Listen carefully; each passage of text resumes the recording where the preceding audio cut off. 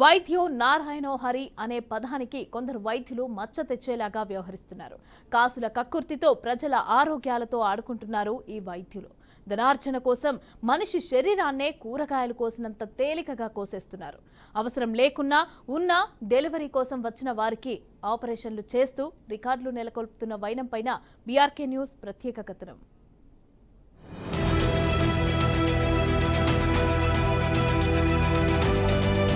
రాజన్న సిరిసిల్ల జిల్లాలో వైద్యం అనేది పేదవారికి అందని ద్రాక్షలాగా మారింది. ప్రజలకు ప్రభుత్వం అందించే ఉచిత వైద్యం దేవుడెరుగేమో గాని రోజు రోజుకు జిల్లా ప్రజలకు వైద్య సహాయం అత్యంత ప్రియంగా మారిపోతుంది. ప్రత్యేకించి డెలివరీ కోసం వచ్చిన మహిళలకు ప్రైవేట్ హాస్పిటల్స్ వైద్యులు అవసరం లేకున్నా ఆపరేషన్లు చేస్తూ డబ్బులు దండుకుంటున్నారు. నార్మల్ డెలివరీ ఇస్తే ఇష్టం వచ్చినట్లుగా డబ్బులు గుంజే అవకాశం లేకపోవడంతో వైద్యులు శస్త్రచికిత్సకు ఎగబడుతూ పొట్టలను ఇష్టం వచ్చినట్లు చీరి పాత బట్టలను కుట్టినంత తేలికగా కుట్టేస్తున్నారు.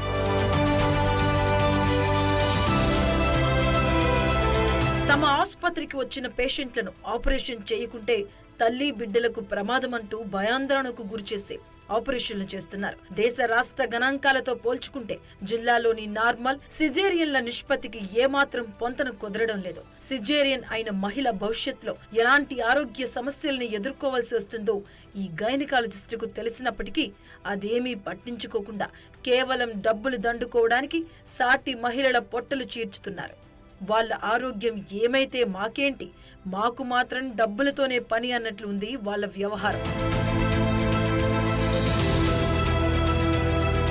జిల్లా వ్యాప్తంగా సిజేరియన్ ఆపరేషన్లు విపరీతంగా పెరిగిపోతున్నాయి. అటు ప్రైవేట్ ఆసుపత్రుల్లో నిర్వహించే ప్రతి 100 డెలివరీల్లో 95 సిజేరియన్లే ఉంటున్నాయి. ప్రభుత్వ ఆసుపత్రుల్లోనూ మొత్తం ప్రసవాల్లో 65% కడుపు కోతలే ఉండటం గమనార్హం. గత సంవత్సరం జిల్లా వ్యాప్తంగా ప్రభుత్వ ప్రైవేటు ఆసుపత్రుల్లో జరిగిన డెలివరీలను పరిశీలిస్తే అవాక్కవ్వాల్సిందే. దేశంలో ప్రతి 100 కాన్పుల్లో 23.29 సిజేరియన్లు ఉండగా రాష్ట్రంలో మాత్రం 50% పై మాటే. అదే రాజన్న సిరిసిల్ల జిల్లాలో గత ఏడాది గణాంకాల ప్రకారం 70% కంటే ఎక్కువే ఉన్నట్లు రిపోర్ట్స్ చెబుతున్నాయి.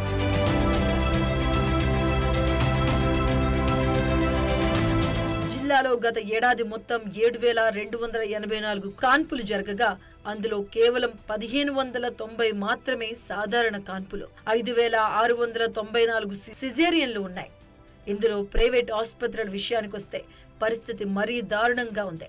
ఏప్రిల్ 2023 నుంచి మార్చి 2024 వరకు పరిశీలిస్తే జిల్లాలో జరిగిన మొత్తం 2,834 డెలివరీలలో కేవలం 253 మాత్రమే నార్మల్ డెలివరీలు. మిగిలిన 2,581 డెలివరీలు సిజేరియన్లే. 2030 నాటికి ప్రపంచంలో సిజేరియన్ డెలివరీలు సగటున 28.5% పెరుగుతాయని ప్రపంచ ఆరోగ్య సంస్థ చెబుతుంది. కానీ జిల్లాలోని ప్రైవేట్ ఆసుపత్రులు 90% అధిగమించి జిల్లాలో వైద్యం ఖ్యాతిని మంటకలుపుతున్నారు. ఇప్పటికైనా ఆరోగ్య శాఖ దీనిపై దృష్టి పెట్టి ప్రైవేట్ ఆసుపత్రులపై చర్యలు తీసుకోవాలంటున్నారు జిల్లావాసులు. రాజన్న సిరిసిల్ల జిల్లా కేంద్రంలో జిల్లాలో చూసినట్టయితే ఆరోగ్యమే మహాభాగ్యం అనే విధంగా పెద్దలు చెప్తుంటారు. అది ఇక్కడ సిరిసిల్లలో కరువైపోయింది. డిఎంఎండ్హెచ్ఓ కావచ్చు, మన కలెక్టర్ గారు కావచ్చు, ఇలా దృష్టి సారించట్లేదు. ప్రభుత్వ ఆసుపత్రిలోకి వెళ్ళినట్టయితే సరిగా సదుపాయాలు లేవని చెప్పి మహిళలు కావచ్చు, గర్భిణీ స్త్రీలు కావచ్చు, ప్రజలు కావచ్చు, ఎవరైనా మెరుగైన వైద్యం అందించాలని ప్రభుత్వ ఆసుపత్రికి ప్రైవేట్ ఆసుపత్రికి వెళ్తే వాళ్ళు ఏం చేస్తున్నారంటే నిలువు దోపిడీ చేస్తున్నారు. దారి దోపిడీ వాళ్ళు ఉండేది. ఇవాళ అది దారి దోపిడీలు కరువైపోయారు. ఇవాళ సిరిసిల్లలో డాక్టర్లు దారి దోపిడీలుగా తయారైనారు.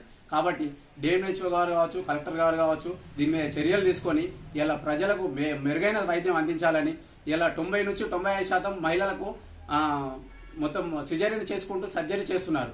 ఇలా అవకాశం ఉన్నప్పటికీ కూడా వాళ్ళు డబ్బులు దండుకోవడానికి సిజేరియన్ చేసి ఇలా పేద ప్రజలకు మెరుగైన వైద్యం లేకుండా పోయింది. డబ్బులు ఉన్నోళ్ళే ఇలా ధనికులే సర్జరీని చేసుకుని ధనికులే ప్రైవేటు ఆసుపత్రికి వెళ్లే పరిస్థితి ఇలా సిరిసిల్ల కేంద్రంలో ఏర్పడేది. సిజేరియన్ కాన్పుల ద్వారా ఆరోగ్యానికి ఎంతో ప్రమాదం అంటున్నారు మహిళలు. ఇలాంటి వాళ్లకు భవిష్యత్తులో ఎన్నో అనారోగ్య సమస్యలు వస్తాయని అంటున్నారు. ఇలాంటి వాటికి చెక్ పెట్టాలి అంటే సాధారణ డెలివరీలే మంచిది అంటున్నారు. కానీ డబ్బుల కోసం ప్రైవేట్ ఆసుపత్రులు వాళ్ళు చేసే ఈ అరాచకాన్ని ఆపాలి అని కోరుతున్నారు.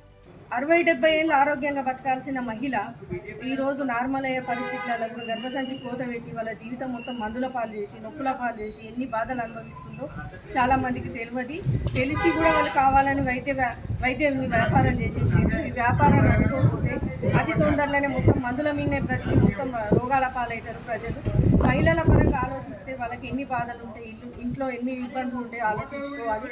దీన్ని ప్రోత్సహిస్తున్న మన పెద్దలు కానీ అధికారులు కానీ రాజకీయ నాయకులు కానీ దీని మీద కఠినమైన చర్య తీసుకొని తొందరనే ఈ ప్రైవేట్ వైద్యుల మీద సరైన చర్య తీసుకోకపోతే దీన్ని ఉధృతంగా ఉద్యమం చేసి ప్రైవేట్ హాస్పిటల్లను మూసే విధంగా కూడా మేము సిద్ధంగా ఉన్నాము. ఎందుకంటే ఒక్కొక్క హాస్పిటల్లో ఏ విధంగా అన్యాయంగా మొత్తం మంచి హెల్తీగా ఉన్న పర్సన్ కూడా పోయి మొత్తం కోత కోసుకొని వస్తున్నది, ఆ బిడ్డను ఎత్తుకొని వస్తున్నది. కానీ పాపం ఆమె జీవితం మొత్తం నొప్పులతోనే ఉంటుంది.